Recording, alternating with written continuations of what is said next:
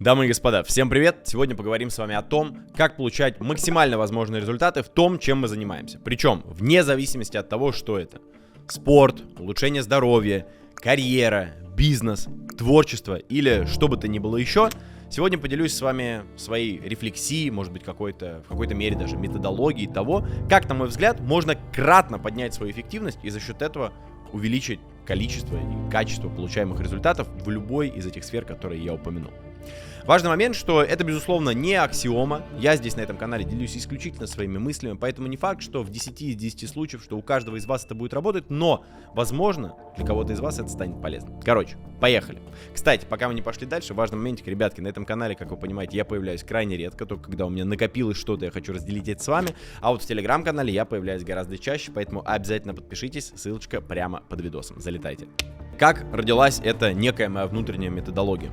Я обратил внимание, что иногда я за что-то берусь, знаете, и все как по маслу. Вот я вроде бы делаю только первый шаг, и все полетело. Тут команда подхватывает, тут партнеры, бам-бам-бам-бам-бам, результат. Я доволен, сил потратил мало, все вот просто как лом через говно, как говорится. А бывает ситуация абсолютно обратная, когда я за что-то берусь. Я на старте очень долго и усердно все это обмусоливаю, думаю, пытаюсь понять, как что. Затем я очень долго договариваюсь с собой, чтобы какой-то первый шаг сделать. Потом я начинаю делать. Оно все идет тяжело, все валится из рук, не получается. Вот оно как знаете, как пазл, вот он не склеивается. И все. И я начал пытаться понять, есть ли вообще во всем этом какая-то закономерность, выявив которую я мог бы сказать, надо делать вот так, и все будет хорошо. А вот если буду делать вот так, то все будет не получаться, наоборот. Не факт, что закономерность я выявил, но я постарался специально для вас, на самом деле, я для себя это думал, но для вас я постарался это систематизировать и привести к таким, знаете, 5 пунктам, назовем их так. 5 ключевых моментов, на которые, на мой взгляд, нужно обратить внимание, чтобы в любой из вышеупомянутых сфер прокачать очень сильно свои результаты. Первое, это, наверное, самое банальное, потому что это то, что лежит вообще в основе, в фундаменте абсолютно любой темы, абсолютно любого дела. Вот что вам сейчас не придет в голову, любое действие, которое вы задумаете, это будет лежать в фундаменте. Вот первый пункт, который мы с вами обсудим, он самый банальный, но он самый важный, поэтому мы обязаны с вами его проговорить. Все начинается с цели, с четкого ее понимания. Потому что каждый раз, когда мы начинаем какой-то новый проект, зачем мы это делаем? Что мы хотим? Больше денег? Признания? Новых партнеров, связей, самоутверждения, реализация, женских взглядов или чего бы то ни было еще. Зачем мы начинаем это делать? Что конкретно мы хотим получить? Какая цель? Или когда мы начинаем заниматься спортом? Зачем? Чтобы, опять же, что? Чтобы чувствовать себя хорошо? Это будет один спорт. Опять же, самоутвердиться среди друзей? Будет другой спорт. Чтобы притягивать женские взгляды? Опять же, будет третий спорт. И вот у каждого нашего действия, за что бы мы ни брались, всегда будет какая-то подцель, какой-то подтекст. Даже у каждого человека, который покупает iPhone, у каждого своя цель. Для кого-то это рабочий инструмент, поэтому он выбирает либо маленький, либо большой, либо большую память, либо маленький. Для кого-то это очень важный аксессуар социальной жизни, да, вот особенно для молодежи, там, когда юнцы, вот для них очень важно, статусная такая вещь.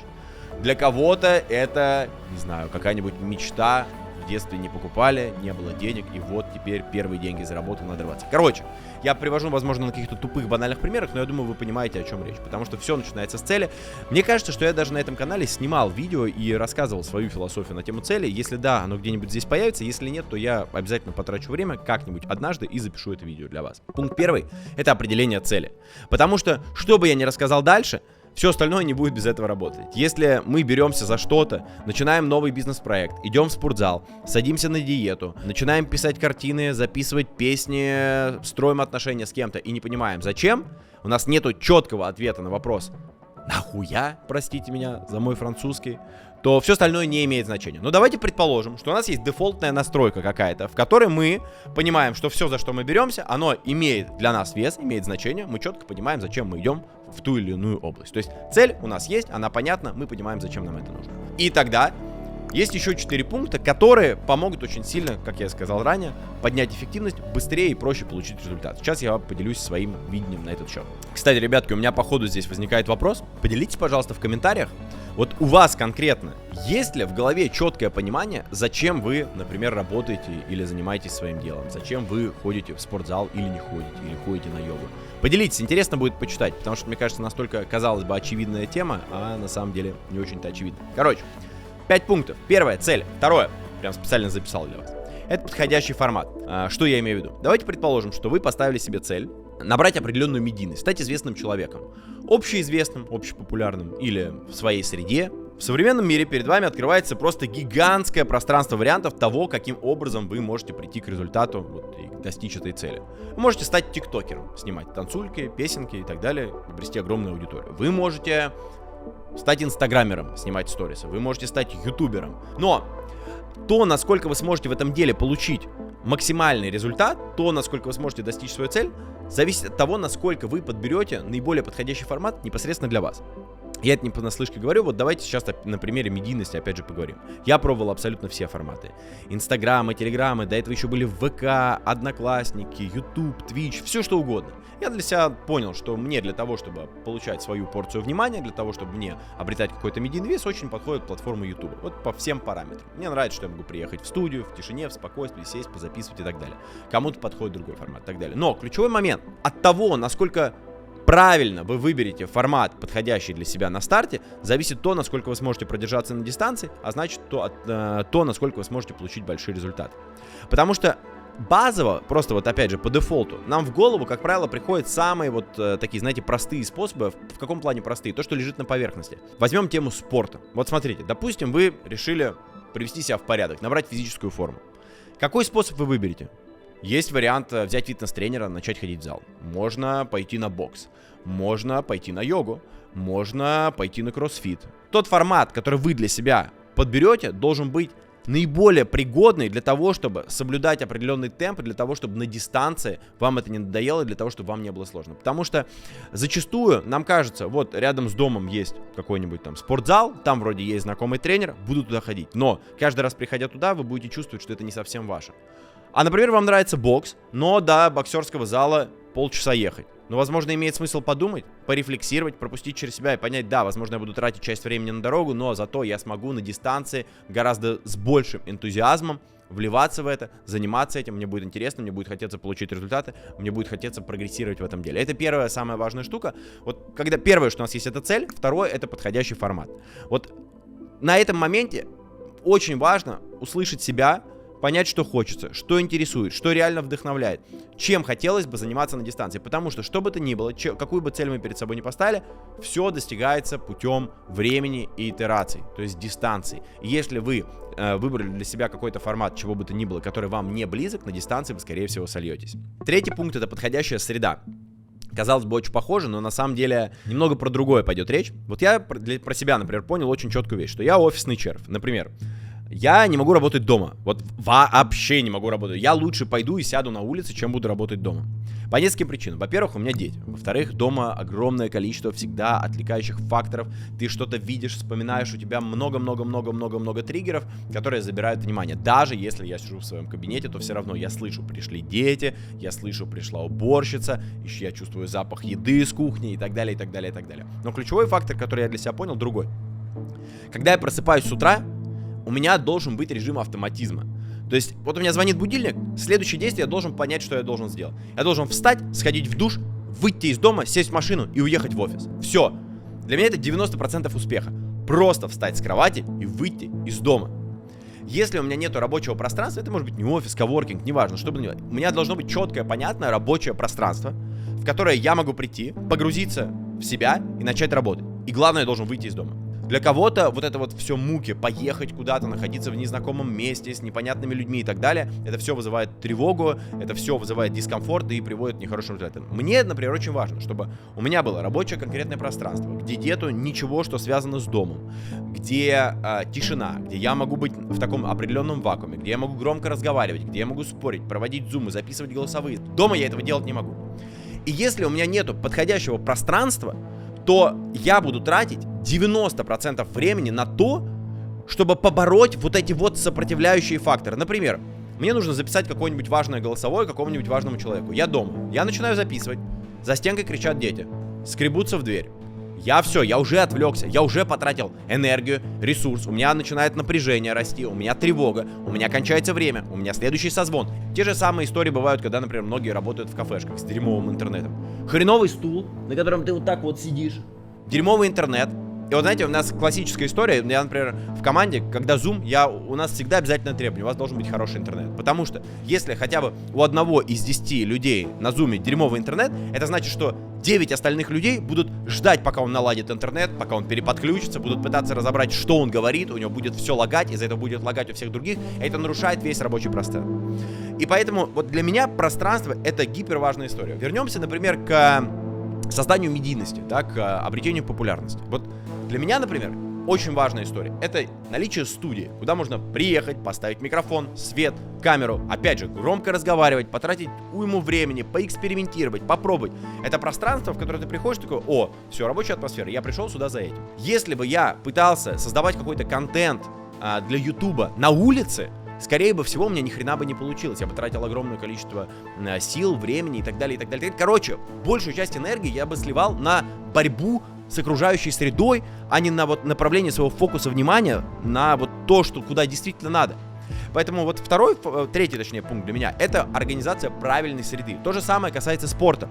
Например, я в свое время понял, что для меня с точки зрения вот обретения физической формы самый подходящий вариант — это турники, брусья и так далее.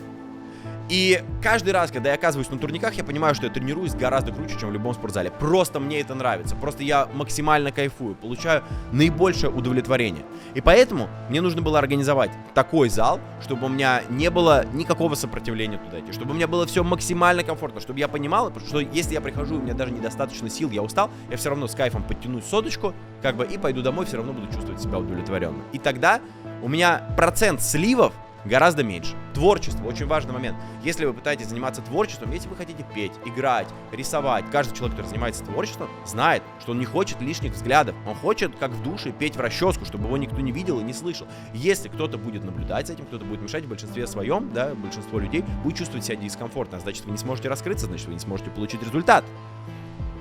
Перекладывайте на любую сферу, где вам нужно получить результат. Бинго. Это даже касается отношений. Если вам нужно качественно поговорить с мужем, женой, провести вдвоем время, как-то обсудить важные насущные вопросы, хреновая идея делать это в шумном ресторане, потому что вам будет просто дискомфортно. Кто-то будет слушать, будет играть громкая музыка и так далее. А если понятно, будет классно, если вы в комментариях что-нибудь напишите. А если совсем понятно и нравится, будет классно, если вы подпишетесь на мой инстаграм-аккаунт. Ссылка будет в описании. Первое — зафиксировали цель. Второе — подходящий формат. Третье — среда для реализации. Четвертое — идем дальше.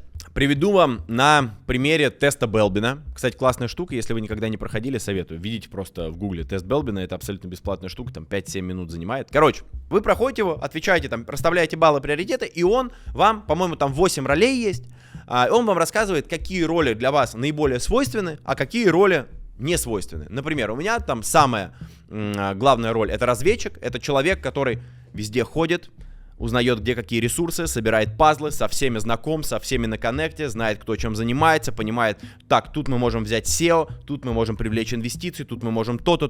Вот это. Вторая часть, у меня вторая роль моя важная — это формирователь. Это человек, как раз, который может эти ресурсы сформировать и быстро запустить. Сформировать команду и погнали. Но мне при этом зачастую многие вещи быстро надоедают, зачастую мне сложно доводить до конца и так далее. Так вот, идея теста Белбина заключается в том, что вы выявляете у себя две ключевые роли или одну ключевую роль и фокусируете все свое внимание именно на этом. И стать лучше в этом. Ты должен быть лучше. Если твоя ключевая функция, ключевая роль по тесту разведчик, то ты должен стать лучшим разведчиком в мире. А все остальное ты должен закрывать и дополнять партнерами и командой. То есть это те люди, которые помогут твои слабые зоны сделать сильными. Вот у вас наверняка у всех есть какие-то слабые стороны, сильные стороны. Я думаю, вы прекрасно про них все знаете. Вот я очень долго придерживался той штуки, такой теории, что нужно прокачивать свои сильные стороны и прокачивать свои слабые стороны, чтобы все было, чтобы ты был во всем красавчик. Но я понял, что это полная хрень. И что в идеале каждый человек очень важно, должен осознать то, что он умеет делать хорошо, то, к чему он предрасположен, то, что сформировалось с детства, вот эти сильные свои стороны, и дать максимальный буст именно в эту точку, и абсолютно забыть про все свои слабые стороны. Потому что ты не можешь быть лучшим во всем, но ты можешь быть лучшим в том, в чем ты и так лучший, ты можешь быть самый лучший в этом. А все остальное ты должен делать вместе с командой. Так вот, именно поэтому для меня четвертый пункт, к чему я подвожу, что вне зависимости от того, какую цель я реализую, все, в чем я являюсь не лучшим, я должен реализовать с помощью команды. И это четвертый самый важный. Причем, вот знаете, что интересно? Многие думают, вот, у меня там маленький бизнес, или я там вообще там в найме, например, работаю, или там как это вообще там связано со спортом, с творчеством и так далее. Все хрень, сейчас поймете. Везде есть элемент команды. Абсолютно везде есть элемент команды. Например, путешествовать я люблю. Но я очень классно люблю заработать денег на то, чтобы поехать в классное путешествие. Вообще, очень мое любимое занятие. Но я плохой организатор. Мне не нравится сидеть там, искать рестораны, музеи, там классные места, там еще что. А моей жене это очень нравится. И она этим с радостью занимается. Команда, казалось бы, в семейных отношениях. То же самое касается, например, моей деятельности на Ютубе. Мне очень нравится разговаривать с людьми. Мне очень нравится заниматься творчеством, искать какие-то новые идеи, рефлексировать. Но я очень не люблю организационные моменты.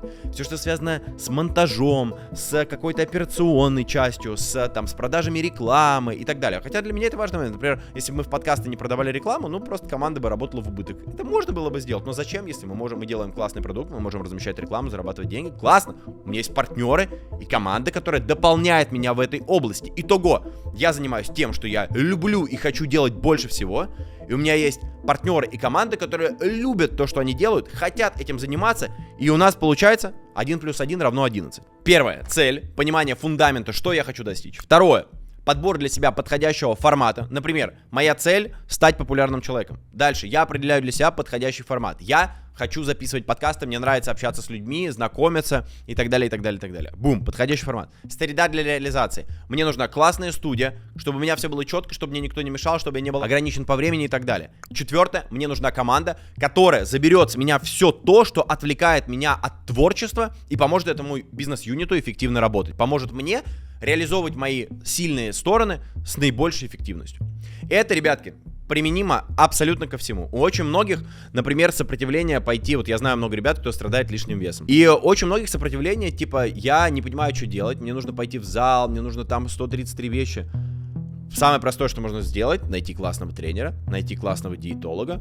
Бинго. Да, вы потратите немножко денег на это, но вы обретете сильную команду, которая будет переживать за вас больше, чем переживаете вы сами. Как следствие, скорее всего, вы с гораздо большей скоростью получите результат. Потому что тренер зачастую это не про то, чтобы тебе показали, какие упражнения делать. Вы это можете в интернете посмотреть. Тренер это про то, чтобы быть с тобой в команде, чтобы двигаться вместе. Я все делаю в команде, я все делаю с партнерами, все делаю в команде. Я считаю, что человек в одиночестве не может никогда получить максимум, чем бы он ни занимался. Вот, кстати, статистически, я не знаю, видели вы эту статистику или нет, кто вот смотрит мои подкасты у меня на основном канале, наверняка слышал, это в свое время Ваня Хохлов мне, по-моему, рассказал, 12 Stories, что статистически, если взять все миллиардные компании в мире, то они в среднем были созданы 2,7 фаундеров.